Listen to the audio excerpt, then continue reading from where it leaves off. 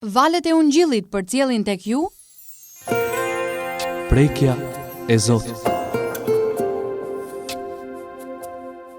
Një program i përjavshëm nga Dr. Charles Stanley.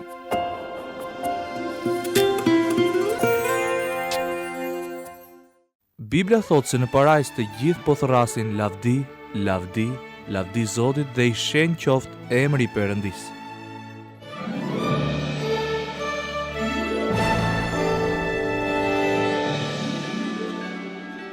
Të nderuar miq, përshëndetje dhe mirë se vini në programin Prekja e Zotit, një mësim biblik nga Dr. Charles Stanley. Shumë prej nesh i mundon pyetja: çfarë pamje ka Zoti në të vërtetë? Por nuk është e nevojshme të mundohemi. Bibla na jep një pamje të qartë të natyrës së Zotit, dhe ky portret duhet të jetë motivi ynë sa herë që e lavdërojmë Zotin. Adhurimi duhet të jetë pjesë e gjallë e jetës së çdo besimtari. Por adhurimi vërtet kërkon një njohje të karakterit të Zotit. Cilësitë e tij të përjetshme të dashurisë, kujdesit, faljes dhe dinjitetit na japin një mori arsyesh që t'i lutemi Perëndisë. Qëndroni me ne tani ndërsa Dr. Stanley hedh një vështrim të shpejtë shkrimeve brenda hapësirës së fronit hyjnor të Zotit, për të na dhënë një shkëndij të lutjes hyjnore. Ju urojmë të gjithëve dëgjim të këndshëm të programit tonë.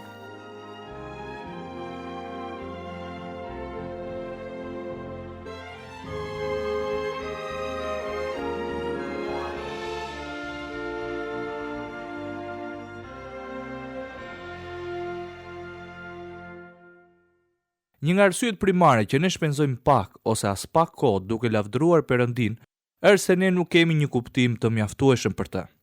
Shpesh herë mendojmë atë se një babagjysh të mrekullueshëm atje lart në parajs, që ka veshët gjithë një gati për të dëgjuar kërkesat tona, ka vullnetin të dëgjojë lutjet tona, të na i lehtësojë ato dhe të na ndihmojë përmes vështirësive dhe hallave të jetës. Në një farë mënyre, harrojmë se ai është Zoti i madhërisëm, që është i shenjtë, i drejtë. Dhe për më tepër, kur i referohemi atij si Zoti i shenjtë, kuptojmë se Zoti nuk i toleron disa gjëra. Kjo gjë shprehet në Bibël tek Zbulesa, kapitulli 4, vargu i 8, ku thuhet: I shenjtë, i shenjtë, i shenjtë është Zoti Perëndi, i plot fuqishmi, që ishte, që është dhe që do të vijë. Doja të pyesja, si do t'ja përshkruanin dikujt tjetër Zotin të cilit i shërbeni? E di, mbase të gjithë do ta përshkruani disi ndryshe. Kjo nuk do të thotë se ndonjëri është më shumë korrekt se të tjerët, pasi të gjithë ne kemi kufizimet tona. Por Jezus Krishti është një shprehje plot e Atit Perëndi. Bibla thotë tek letra drejtuar Kolosianëve, kapitulli 2, vargu 9, sepse tek ai banon trupërisht gjithë plotësia e hyjnisë. Dhe kështu, pjesa më e madhe e asaj që dim rreth Zotit është përmes njohjes së birit të tij, Jezus Krishtit. Por kush është ky Zot?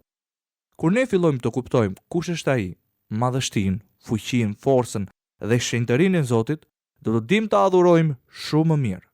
Ndaj edhe titulli i këtij mesazhi është Një shkëndij e lavdërimit hyjnor. Të rikthehemi tek libri i Zbulesës. Tek Zbulesa kapitulli 4, vargjet 1 deri në 8, Gjoni thot: Pas këtyre gjërave pash, dhe ja, një derë u hap në qiell, dhe zëri i parë që kisha dëgjuar të fliste me mua si bori, tha: Ngjitu këtu dhe do të tregoj gjërat që duhet të ndodhin pas këtyre gjërave. Gjoni po shikon diçka që Zoti do t'ia tregojë, diçka që askush tjetër se ka parë ndonjëherë. Çfarë? Ai thot: Dhe menjëherë erdha në frym, dhe ja, një fron ishte në qiell. Ky është froni i Zotit të plot fuqishëm, dhe mbi fron rrinte një i ulur. Ky është Zoti i ulur mbi fron. Tani dua që të shënoni këtu momentin kur ai pa drejt Zotit. Çfarë pa Gjoni?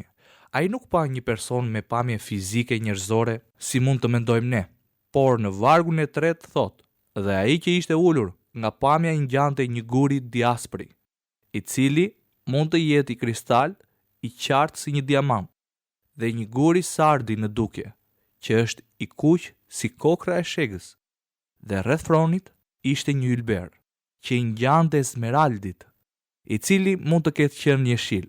Ndërsa shite mbi fronin e Zotit çfarë pa? Ai sheh dritën, madhështinë, shenjtërinë.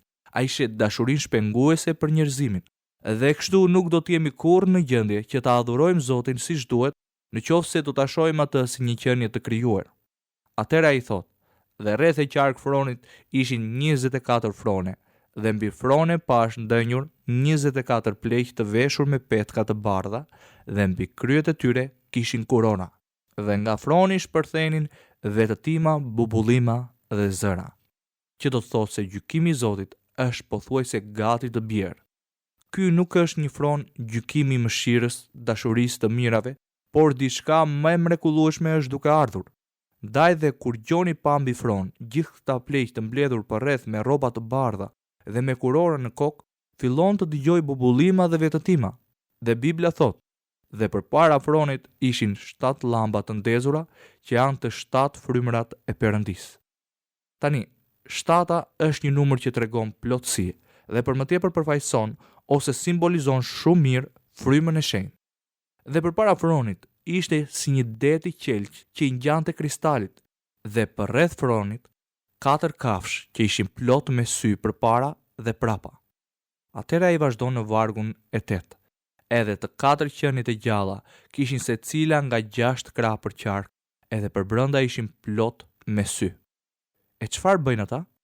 Dhe nuk pushojnë kurrë as ditë as natë, duke thënë: I shenjtë, i shenjtë, i shenjtë është Zoti Perëndi, i plot fuqishmi që ishte, që është dhe që do të vijë. Kjo është përgjegjësia ose puna e tyre, të qëndrojnë rreth fronit të Zotit dhe ta lavdërojnë pa pushim. Pse ja zbuloi Zoti Perëndi këtë gjë gjoni? Me qëllim që të prekte mendjen e tij, ti tregonte se është madhështor mbi dhe përtej kësaj toke. Nuk ka asgjë në këtë tokë që mund të arrijë ose të zëvendësojë drejtimin, pozicionin apo personin e Zotit Perëndi. Ai është përtej prekjes dhe kuptimit të njeriut dhe në të njëjtën kohë është personalisht i përfshirë dhe interesuar në jetën tuaj. Ne nuk duhet ta shohim atë si një babagjysh të vjetër ulur në parajs, gjysmë i smur dhe që nganjëherë dëgjon edhe thirrjet tona. Ai është i plot fuqishmi i këtij universi, i paprekshëm nga njeriu. Bibla thot, para tij është një det i kristalt. Dhe rruga e vetme që ju dhe unë mund të arrijmë është përmes birit të tij, Jezus Krishtit. Mendo pak rreth kësaj. I njëjti Zot zbriti poshtë dhe ju shpëtoi nga mëkatet kur ju dhe unë ishim absolutisht pa shpresë dhe pa asnjë rrugdalje. Bibla na tregon se ajo që pa gjoni ishte një eksperiencë e vërtetë e adhurimit. Ai pa gjithçka në parajs, që harkoi tek Perëndia, Zoti. Në vargun e 11 ai thot: Ti je i denjë o Zot, për të bërë çfarë? Të marrësh lavdin, nderimin dhe fuqinë, sepse ti i krijove të gjitha gjërat dhe nëpërmjet vullnetit tënd ekzistojnë dhe u krijuan. Tani, nëse doni të mësoni ta lavdëroni Perëndin, qoftë në kohën tuaj personale, qoftë me të tjerët, ktheuni te kapitulli 4 i zbulesës, dhe nëse nuk dini të thoni asgjë tjetër, uluni në gjunjë dhe i thërrisni Zotit ashtu si thuhet në vargun e 8. I shenjtë, i shenjtë, i shenjtë është Zoti Perëndi, i plot fuqishmi, që ishte, që është dhe që do të vijë. Ju mund të thoni, ndoshta mund të dukem pak i çuditshëm që marr Biblën dhe ja lexoj Zotit. Pse? Nëse këta që e njohin atë më të mirin, këto krijesa që jetojnë përgjithënjë përreth fronit të Zotit, nëse ata ditë dhe natë lavdërojnë dhe i shprehin adhurimin dhe nderimin e tyre duke thënë: Ti je i denjë, i shenjtë, i shenjtë, i shenjtë është Perëndia Zoti i njerëzve, aq më tepër ne duhet të bëjmë të njëjtën gjë. Arsyeja vetme që i përsërisin këto fjalë pambarimisht është sepse kjo e kënaq dhe e nderon Perëndin. Nëse nuk do të kënaqte dhe nderonte atë, nuk do të ishte në Bibël, sepse kujtoni se Gjoni ishte thirrur në fronin e Zotit që të njihte më mirë Zotin të cilit i shërbente. Kush është ky Zot të cilit ju po i shërbeni? Ata qëndrojnë përpara fronit të tij dhe thonë: I shenjtë, i shenjtë, i shenjtë është Perëndia, Zoti i njerëzve. Kur ju dhe unë shpallim shenjtërinë, drejtësinë, madhështinë dhe fuqinë e tij, shpallim që ai është krijuesi, shpëtimtari, Zoti ynë, jeta jon, mbështetësi ynë që na përmbush dhe plotson. Ne e nderojmë atë. Lavdërimi ynë e nderon Zotin. Kjo e lavdëron atë, ka qetësi në parajs, por ka gjithashtu një zë që dëgjohet, dhe ky zë është zëri i adhurimit, lavdërimit dhe nderimit që i bëhet Zotit të plot fuqishëm. Atëherë Bibla thot diçka shumë interesante. Tek Zbulesa kapitulli 5, vargjet 1 deri në 14, Gjoni thot: Pastaj pash në dorën e djathtë atij që rrinte ulur mbi fron, një libër të shkruar për brenda dhe për jashta, të vullosur me 7 vula. Tani, ndërsa shkoni përmes librit të Zbulesës, do të shikoni shumë gjëra që thrasin me zë të lartë, dhe pash një angjëll të fuqishëm që proklamoi me zë të madh, dhe duke bërë këtë pyetje: Kush është i denj të hap librin dhe të zgjidh vulat e tij? Jo një njeri, por një angjëll. Ai thot: Po kur kush, as në qiell, as mbi dhe, as në ndë, nuk mund të hapte librin e ta shitë atë. Dhe Gjoni thot në vargun e 4: Edhe unë qaja shumë, sepse s'e gjetur as një i denj të hap dhe të lexoj librin dhe as ta shoh. Atëherë një nga pleqt më tha: Mos qaj. Ja, Luani i fisit të Judës, rrënja e Davidit, fitoi të hap librin dhe të zgjidh të 7 vulat e tij. Një nga këta të vjetrit tha: Gjon, ndale vajtimin. Vetëm njëri është i denj të hap librin, dhe ky është Luani i fisit të Judës, rrënja e Davidit, qengji i Perëndisë. Dhe shkrimet thonë në vargun e 6: Dhe pash në mes të fronit dhe të 4 qenieve të gjalla dhe në mes të pleqjve një qenj si i therrur, i cili kishte 7 brirë dhe 7 sy, që janë të 7 frymërat e Perëndisë, të dërguar në gjithë dheun. Ai, qengji i Perëndisë, erdhi dhe mori librin nga dora e djathtë e atij që rrinte mbi fron. Tani, pse duhet ta bënte ai këtë? Sigurisht që ju dhe unë e dim kush është ai. Pse pra duhet ta merrte nga dora e djathtë e Zotit të plot fuqishëm? Jezus Krishti, qengji i Perëndisë që ishte qysh para krijimit të botës, mund të marrë këtë libër të vullosur, thot Bibla, tek Zbulesa kapitulli 5, vargu i parë, të shkruar për brenda dhe për jashta, të vullosur me 7 vula. Prishi vulat dhe e hapi. As edhe një angjëll në parajs, as kush nuk mund të hap librin. Kur angjëlli bëri atë pyetje, gjithçka ra në një heshtje të plot, sepse as kush nuk mund të përgjigjej. As kush nuk ishte i denj ta merrte librin. Por qengji i therrur i Perëndisë mundej. Pse? Sepse Jezus Krishti, biri i Perëndisë, ofroi jetën e tij si një qengj sakrifice në kryqin e Kalvarit, duke paguar tërësisht borxhin e mëkatit të botës. Bibla thot se ai vjen dhe e merr këtë libër nga dora e Zotit të plot fuqishëm. Tani shikoni në vargun e 8. Dhe mbasi e mori librin të 4 qenit e gjalla dhe të 24 pleqt ran përmbys përpara qengjit, duke pasur secili nga një qeste dhe disa kupa ari plot me erë të këndshme, të cilat janë lutjet e shintorëve. Kur Perëndia Jezus Krisht, qengji i therrur i Zotit që është ngjitur tek Ati, i ulur në anën e djathtë të tij, merr librin nga dora e Atit, Bibla thot, të 24 pleqt ran përmbys. Dhe çfarë? Ndërsa ndodhte gjithë kjo, dikush në parajs po shkruante një këngë krejtësisht të re. Dhe këndoni një këngë të re duke thënë: Ti je i denj ta marrësh librin dhe të hapësh vulat e tij, sepse ti u there dhe me gjakun tënd na bleve te Perëndia nga çdo fis, gjuhë, popull dhe kom, dhe na bëre mbretër dhe priftër për Perëndin ton, dhe do të mbretërojmë mbi dhe. Pse vetëm Perëndia Jezus Krisht ishte i vetmi që mund të merrte librin? Ata i përgjigjen pyetjes dhe fillojnë të këndojnë këtë këngë: Ti je i denj ta marrësh librin dhe të hapësh vulat. Pse? Sepse ai është qengji i therrur. Në vdekjen e tij, ai bleu përmes gjakut të tij shpëtimin tuaj dhe timin. Dhe Bibla thot, nga çdo fis dhe nga çdo kom do të pranojnë Jezus Krishtin si shpëtimtarin e tyre personal dhe një ditë do të shkojnë në parajs. Atëherë në vargun e 11 ai thot: Pastaj pash dhe dëgjova zërin e shumë angjëjve për qark fronit, qenieve të gjalla dhe pleqjve, dhe numri i tyre ishte 10 mijëra, 10 mijërash dhe mijëra mijërash. Çfarë janë duke thënë gjithë këta angjëj në parajs? Ata do të thonë me zë të lartë: i denjë shqengji që u therë të marë fuqinë dhe pasurinë dhe diturinë dhe forcën dhe nderin dhe lavdin dhe bekimin.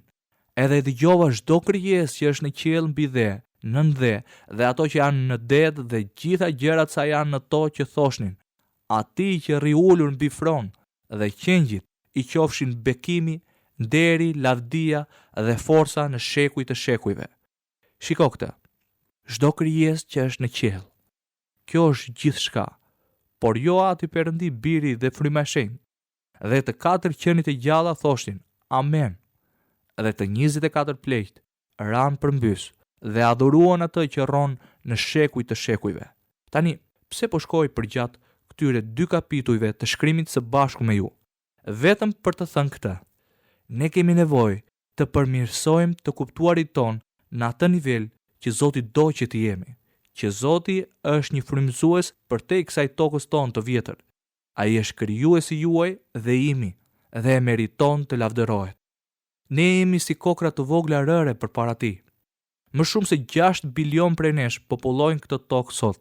Dhe mendoni pak për biliona njerëz që do të jetojnë këtu deri në kthimin e Jezus Krishtit dhe që kanë jetuar para nesh.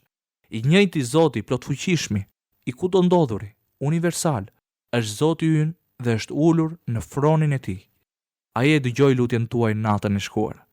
Ai dëgjoi lutjen tuaj 2 vjet më parë. Ai ju do me një dashuri të përsosur. Ju ka falur, pastruar, shenjtëruar dhe përdorur në shërbimin e tij për çfarë do lloj gjëje që ju mund të jeni duke bërë. Zoti edhe pse di çdo gjë rreth nesh, na do ashtu siç jemi. Ai kupton gabimet tona, dobësit dhe përsëri na do. A e meriton ai gjithë lavdërimin, adhurimin dhe nderimin që i japim ne? Po apo jo? Ai meriton të gjithë lavdërimin dhe nderimin ton. Parajsa do të jetë hynore e papërshkrueshme, e plot, e kompletuar, përmbushëse, e përkryer për t'i shërbyer, adhuruar dhe lavdëruar Zotin për gjithnjë. Aty ne nuk do të kemi asnjë nevojë, sepse Zoti ka plotësuar të gjitha ato në personin e Jezus Krishtit. Tani ju e dini, herën tjetër, kur të dëshpëroheni, merrni Biblën dhe ktheheni tek libri i zbulesës. Tani mendoni pak për këtë. Zoti që është mbi dhe përtej universit dërgoi birin e tij të vetëm, Jezus Krishtin, të vdes për mëkatet tuaja dhe të miat. I njëjti Zot dërgoi frymën e shenjtë të jetojë brenda nesh sot. Të njëjtit Zot, Fryma e Shenjtë, i dërgon dhe i ofron lavdërimin dhe adhurimin ton. I njëjti Zot është personalisht i interesuar për ju dhe mua. A nuk na bën kjo që ta lavdërojmë? Sa po ta njihni atë, ju nuk do të mund të qëndroni dot më në heshtje. Kur të mësoni se qengji që ishte therrur para krijimit të botës është shpresa juaj e vetme për jetën e përjetshme dhe faljen, jam këtu t'ju them se askush nuk do të mund t'ju bëj dot të heshni për Zotin. Dhe atëre, pas kapitujve 4 dhe 5 të zbulesës, çfarë ndodh? Kur Jezus Krishti mori atë libër, Bibla thot në kapitullin e 6, vargjet 1 deri në 2. Pastaj pash kur qengji hapi të parën nga të 7 vullat dhe dëgjova një nga të 4 qenit e gjalla që thoshte si me zë bubullime: Eja e shiko. Dhe pash, dhe ja, një kal i bardh, dhe ai që kalëronte kishte një hark, dhe atij u dha një kuror, dhe ai doli jashtë si fitimtar dhe për të fituar. Dhe çfarë ndodhi? Duke filluar nga kapitulli 6, Zoti i gjithëpushtetshëm, sovrani do të bëjë që gjykimi të zbresë mbi tokë. Nga kapitulli 6 deri te kapitulli 19 i zbulesës, shohim se ligji i Zotit nuk pyet, por zbret në tokë për të gjykuar njerëzimin. Por faleminderit Zotit, të gjithë ne që jemi të krishterë, nuk do ta provojmë këtë gjykim. Nuk thash se ju dhe unë nuk do të kalojmë përmes vuajtjeve dhe vështirësive, por që ne nuk do të shkojmë përmes mundimit të madh. Dhe miqtë e mi, kjo në vetvete duhet të na çojë drejt adhurimit, lavdërimit dhe nderimit të Zotit. Tani unë dua t'ju nxis të shkoni te kapitulli 5, vargjet 9 deri në 12. Ulu në gjujmë para Zotit dhe thuaj, dhe këndonin një këngë të re duke thënë: Ti je i denjë ta marrësh librin dhe të hapësh vullat e tij, sepse ti u there dhe me gjakun tënd na bleve tek Perëndia nga çdo fis, gjuhë, popull dhe komb. dhe na bëre mbretër dhe priftër për Perëndin ton, dhe do të mbretërojmë mbi dhe. Që thoshnin me zë të madh, i denj është qengji që u therr, të marrë fuqinë dhe pasurinë dhe diturinë dhe forcën dhe nderin dhe lavdin dhe bekimin. Kur ju dhe unë të kuptojmë se kush është Zoti, do ta lavdërojmë atë patjetër. Dhe sa më mirë ta kuptojmë, aq më shumë do të kemi për t'i thënë. Dhe çfarë ndodh? Do ta jeni veten duke kërkuar më pak dhe lavdëruar më shumë. Do ta jeni veten duke kërkuar më pak miratim nga njeriu dhe një dëshirë të zjarrt për të lavdëruar Zotin e gjallë. Gjithmonë ndodh diçka kur njerëzit mësojnë të lavdërojnë Zotin. Ndoshta mund të thoni, unë nuk jam një krishter dhe këto 2 kapituj vërtet që nuk thon shumë për mua që nuk jam i shpëtuar. Miku im, ju mund ta riparoni këtë gjë pikërisht tani. Dhe ja se si. Kur pranoni se keni mëkatuar karshi Zotit të plot fuqishëm dhe se keni nevojë për Zotin Jezus Krisht si shpëtimtarin tuaj personal, pranoni vdekjen e tij në kalvar si një pagesë e plot për mëkatet tuaja dhe i thoni atij: Zoti Jezus, të rrëfej mëkatet e mia sot. E di që kam mëkatuar kundra teje. Unë besoj se ti vdiqje për mëkatet e mia. Unë të pranoj sot si shpëtimtarin tim personal, Zoti im, dhe të dorëzoj ty jetën time. Zoti do të filloj t'ju mbrojë ju që nga ky moment e tutje. Fryma e shenjtë do t'ju vulosë si një fëmijë i Zotit dhe do t'jeni një prej të tijve për gjithnjë. Një nga këto ditë, ne do të shohim në parajs, dhe atëherë të gjithë ne që jemi shpëtuar, do ta lavdërojmë atë. Kur mësojmë që të lavdërojmë Zotin, jo vetëm që ai bën diçka në ne, por ngrohtësia dhe toleranca e Krishtit do të fillojë të reflektojë në tolerancën tonë, në jetën tona në një mënyrë që do të tërheqë rreth jush miqtë tuaj, e mbase edhe armiqtë tuaj nuk do ta kuptojnë, por do të shohin diçka rreth jush që edhe pse nuk mund ta kuptojnë, i tërheq. Dhe në një nga këto ditë, ata do të thonë: "E dini, shoh që keni ndryshuar shumë. Çfarë ka ndodhur me ju?" Dhe atëherë ju do të keni një mundësi të jashtëzakonshme për t'i prezantuar ata tek miku juaj më i mirë, Jezus Krishti, Biri i Zotit, Perëndia i ringjallur, qengji i therrur i Zotit që nga krijimi i botës, në mënyrë që ju dhe unë të shpëtohemi, të falemi, të bekohemi dhe të shpresojmë për përjetësinë. Ky është premtimi i Zotit për çdo besimtar dhe mund të bëhet edhe premtimi juaj në këtë moment.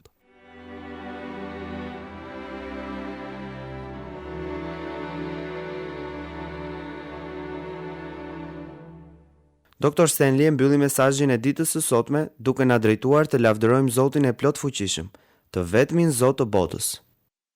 Ndërsa e njohim më shumë, jetët tona do të reflektojnë lavdinë e tij. Pasuroje jetën tënde përmes lavdërimit të Zotit ashtu si mëson Bibla. Zoti është i denjë për lavdërimin ton, por ne shpesh e marrim këtë gjë sikur nuk është dhe aq e rëndësishme. Kujtoi vetes tënde madhështinë e Zotit ndërsa dëgjoni një pjesë të Psalmit 89, vargjet 5 deri në 8. Dhe qej do të kremtojnë mrekullitë tua, o Zot, dhe besnikrinë tënde në kuvendin e shenjtorëve. Sepse kush mund të krahasohet në qiell me Zotin? Dhe kush është i njëllojt me Zotin midis bijve të fuqishmit? Perëndisja kanë frikën shumë në kuvendin e shenjtorëve dhe respektohet thellë nga tërë ata që e rrethojnë. O Zot, Perëndi i ushtrive, kush është i fuqishëm si ti, o Zot? Besnikëria jote të rrethon kudo. Këtu të dashur miq kanë përfunduar edhe për ditën e sotme minutat e programit ton. Ne ju kujtojmë që ju mund të na shkruani në adresën Valët e Ungjillit, kutia postare 130 Tiranë, ose me email në adresën valeteungjillit@yahoo.com. Deri herën e ardhshme, miru dëgjofshim.